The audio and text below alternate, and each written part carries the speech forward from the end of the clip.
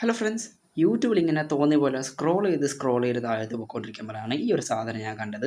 നമ്മുടെ ബാഹുബലി സിനിമയില്ലേ, അതിൻ്റെ ഒരു ആനിമേറ്റഡ് വെർഷൻ സിനിമയുടെ ഒരു ട്രെയിലർ പോലെയാണ് കണ്ടത്. ഫ്രണ്ട്സ്, എൻ്റെ ശബ്ദത്തിന് ചെറിയൊരു മാറ്റം ഉണ്ടാവും, ചെറിയൊരു പനിക്കോളുണ്ട്. അതുകൊണ്ടാണ് ട്രെയിലർ ഫുള്ളും കണ്ടപ്പോഴാണ് മനസ്സിലായത് സിനിമയല്ല, സീരീസ് ആയിട്ടായിരിക്കും വരാൻ പോകുന്നത്.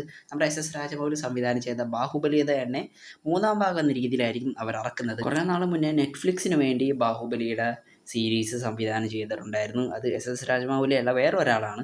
അപ്പോൾ അതിൻ്റെ ഫൈനൽ ഔട്ട്പുട്ട് വന്ന സമയത്ത് നെറ്റ്ഫ്ലിക്സിന് അത് തീരെ ഇഷ്ടപ്പെട്ടില്ല. പിന്നെ ആ പ്രോജക്റ്റ് ഡ്രോപ്പ് ഔട്ട് ചെയ്യുകയാണ് ചെയ്തത്. പക്ഷേ ഇതങ്ങനെയല്ല കേട്ടോ. നമ്മുടെ രാജമൗലി സാറ് തന്നെ അറിഞ്ഞുകൊണ്ട് തന്നെയാണ് സീരീസ് പുറത്തിറക്കുന്നത്. ബാഹുബലിയുടെ ആ സെയിം ടീം തന്നെയാണ് അനിമേറ്റഡ് വെർഷൻ എല്ലാം ക്രിയേറ്റ് ചെയ്തിരിക്കുന്നത്.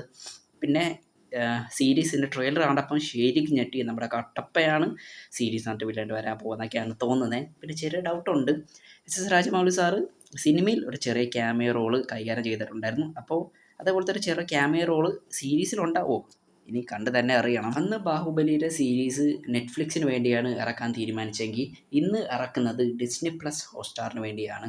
പിന്നെ ഇതിനകത്ത് ബാഹുബലിയും ബൽവാദേവനെല്ലാം ഒരുമിച്ച് ഫൈറ്റ് ചെയ്യുന്ന സീനെല്ലാം ഉണ്ട്. ഇനി സീരീസ് ഇറങ്ങുമ്പോൾ അടിപൊളിയായാൽ മതിയായിരുന്നു.